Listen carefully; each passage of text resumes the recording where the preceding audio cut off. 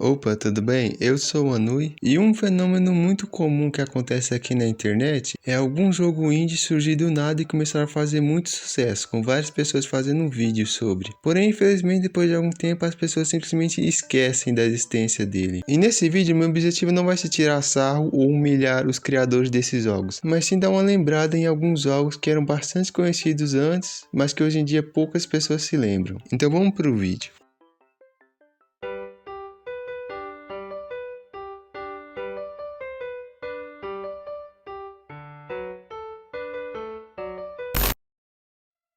E começamos com Hungry Llama, que foi um game indie lançado na Meiko de 2022, que tinha aquela clássica pegada de um jogo fofo, sem nada de ruim, mas que na verdade era um negócio muito macabro. Hungry Llama começa com um player controlando uma lhama chamada Lamo, enquanto o narrador começa a falar que o Lamo estava faminto e precisava urgentemente comer alguma coisa. E com coisa eu tô querendo dizer uma banana que se parece muito com um cachorro, que o Lamo parte ao meio, e 3 frutas humanoides, que quando veem o Lamo começam a correr, e o Lamo vai atrás de todos eles, começando pela laranja, que tinha se escondido em cima de uma árvore, que o Lamo com um machado derruba e come a cabeça da laranja. Logo depois ele vai atrás da maçã, que havia se escondido em um buraco, mas o Lamo, com a ajuda de algumas abelhas, consegue colocar a maçã para fora e comer ela. E por último temos a pera, que se esconde dentro de uma moita, e essa é com certeza a que teve o destino mais cruel, porque o Lamo pega um graveto em chamas e taca fogo na moita, e depois devora a cabeça da pera. Após isso, a tela fica preta e o jogo muda de estilo, ficando 3D. E antes de continuar, eu preciso dar um pequeno adendo. Enquanto nós ainda estamos controlando o Lamu, explorando um pouco mais o mapa, nós podemos encontrar uma silhueta atrás de uma árvore, que se parece muito com aquelas frutas humanoides que o Lamu estava caçando. E bom, se não ficou muito claro, essa silhueta é agora o nosso protagonista. E nós descobrimos que aquelas 3 frutas humanoides eram na verdade os amigos do nosso protagonista, que agora estavam todos mortos, de um jeito completamente brutal. E ele também encontra o corpo da Mochi, que era a cachorrinha de estimação dele. E vendo toda a carnificina que acabou de acontecer ali, o nosso protagonista decide correr até o carro dele para poder fugir. Enquanto isso, ele é caçado pelo Lamu. E aqui o jogo tem 2 finais. Um em que o nosso protagonista consegue fugir e o outro em que o Lamu quebra o carro e mata ele. Bem, isso que eu contei foi um grande resumo da história de Hungry Llama. E eu sei que depois teve algumas atualizações que adicionaram mais coisas para a lore, mas sinceramente não vale muito a pena falar da lore desse jogo, porque hoje em dia praticamente ninguém se lembra mais dele, infelizmente.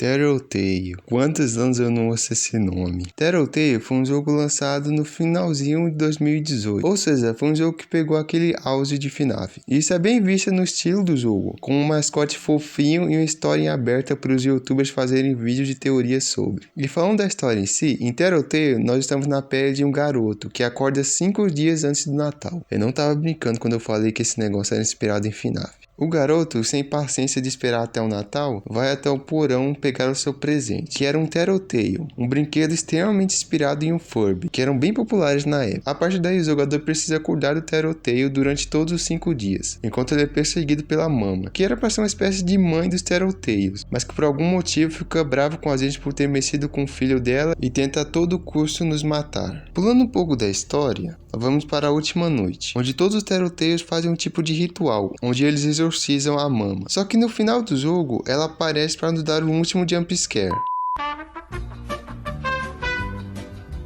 E bom, em resumo, essa é a história de Tattletale, um jogo que infelizmente pouca gente se lembra hoje em dia. E pra ser justo aqui, o criador do jogo também não se ajudou, já que praticamente ele não fez nenhum tipo de atualização nova no game. E isso com certeza ajudou muito o jogo a ser esquecido.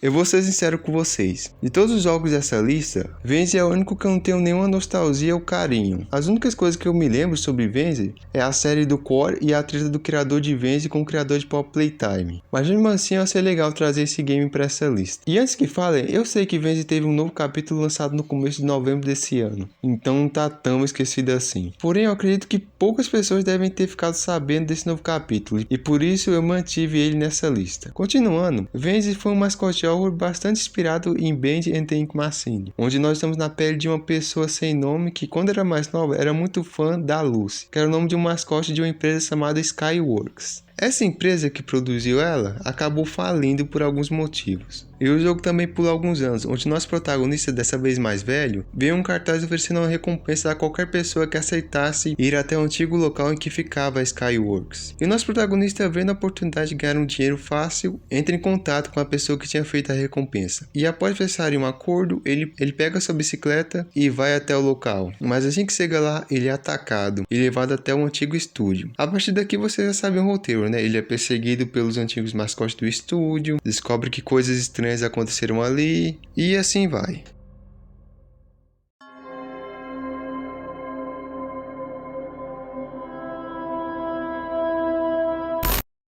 Spook House of Jumpscare, também conhecido como Spook Jumpscare Mansion, é sem dúvida nenhuma o jogo mais único dessa lista, tanto pelo design dos cenários das criaturas, quanto pela própria gameplay em si, que principalmente pela época que foi lançado era bastante única. Mas caso vocês não conheçam Spook House of Jumpscare, aqui vai um pequeno resumo. O game se inicia com a gente controlando um protagonista sem nome, que ouviu alguns boatos sobre uma mansão abandonada que seria supostamente assombrada por um fantasma. E o nosso protagonista fica curioso com essa história e vai até a mansão abandonada. Chegando lá, ele é recepcionado por um fantasma de uma garotinha chamada Spook. A Spook se apresenta como sendo a dona da mansão e nos desafia a passar por todos os 1000 quartos da mansão. Sim, 1000 quartos. E a gente vai ter que passar por cada um deles. De início, isso não parece ser uma tarefa muito complicada, já que é só passar por algumas portas enquanto algumas plaquinhas aparecem de vez em quando, para nos dar alguns sustinhos, mas não é nada muito difícil. Porém, isso é só nos primeiros quartos, porque quanto mais o jogador vai entrando dentro da mansão, mais o negócio começa a ficar mais medonho. E os inimigos também começam a ficar mais complicados. Só dando alguns exemplos, temos esse careca, que é um careca. Temos esse servo, que me lembrou muito o Wendigo.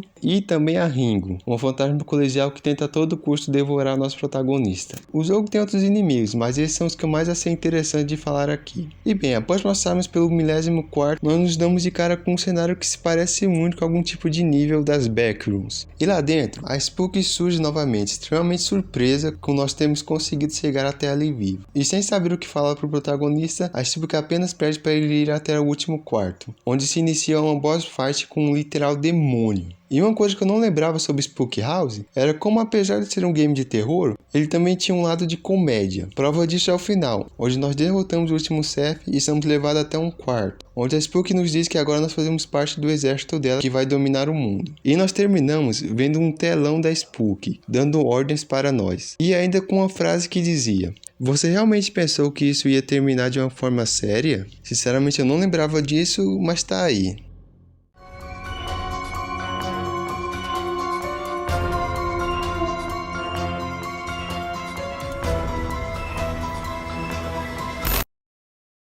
E para finalizar, nós temos o nosso querido Dark Deception. Eu sei que é meio estranho eu colocar Dark Deception aqui, porque o vídeo mais visto do meu canal é justamente um iceberg de Dark Deception. Por mais que ainda tenha algumas pessoas que ainda gostem e acompanhem conteúdo sobre Dark Deception, isso não é nem de perto a mesma quantidade de pessoas que tinha alguns anos atrás. E muito disso se deve pela demora do lançamento do capítulo 5, que pelo que eu pesquisei será lançado em algum momento de 2025. Então pode ser que Dark Deception volte a ficar popular ano que vem e esse vídeo fique extremamente datado, mas isso só o futuro nos dirá. E falando sobre o jogo em si, Dark Deception é um jogo dividido em capítulos, em que nós jogamos na pele de Doug Hauser, um homem que de alguma forma morreu no nosso mundo e veio parar em um tipo de pós-vida, graças a uma bruxa chamada Birce. E o motivo da Birce ter trazido Doug de volta é para que ele a ajude em uma missão. Qual missão? Derrotar um demônio chamado Mala, que é o principal governante do inferno. E para derrotá-lo, a Birce vai precisar de alguns anéis, e é aqui que a gente entra. Para conseguir os anéis, nós, como Doug, precisamos entrar em portais que ficam em volta do palácio da Birce. E em cada um dos portais nós vamos enfrentar inimigos diferentes em cenários diferentes, indo desde uma guria encapetada em uma escola até uma gangue de palhaços assassinos. Mas em todos esses cenários, o objetivo é o mesmo. Você entra no portal, coleta todos os sardes, que são esses cristais roxos que ficam espalhados pelo mapa, vai até uma estátua, pega o anel e vaza dali. Porém, no quarto capítulo, nós temos uma pequena reviravolta. Após coletar um dos anéis, nós somos capturados pelo Mala, que entra dentro da nossa mente. E com isso nós descobrimos um pouco da lore do Doug,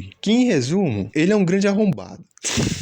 Explicando melhor, nesse flashback nós descobrimos que o Doug tinha uma esposa e uma filha, porém o relacionamento deles não era nada bom, e muito disso por culpa do próprio Doug, a começar pelo fato de que ele traía a própria esposa com a secretária, inclusive prometendo para a secretária que ele iria fugir com ela abandonando a sua própria família. Fora isso, o Doug também vivia discutindo com a esposa, e nessas discussões o Doug reclamava da esposa que tinha alguns transtornos mentais e da filha, que segundo ele era uma pessoa quebrada. Seja lá o que isso queira dizer, isso só mostra como que ele desprezava a sua própria família, o que culminou em um acidente de carro que tirou a vida da filha e da esposa do Doug. E após essa chuva de história, o Malak manda o Doug de volta para a dimensão da Birce, onde ele consegue invadir e começa a lutar com a Birce. E após toda essa bagunça, o Malak nos leva até uma casa com uma mamãe urso. Para encurtar um pouco a história, nós conseguimos escapar da mamãe urso e reencontramos a Birce. A partir daqui, só no próximo capítulo nós vamos saber o que vai acontecer. E eu espero de verdade que o game volte com tudo quando esse novo capítulo for lançado. Até lá, obrigado por ter assistido até aqui, redes sociais na descrição e tchau.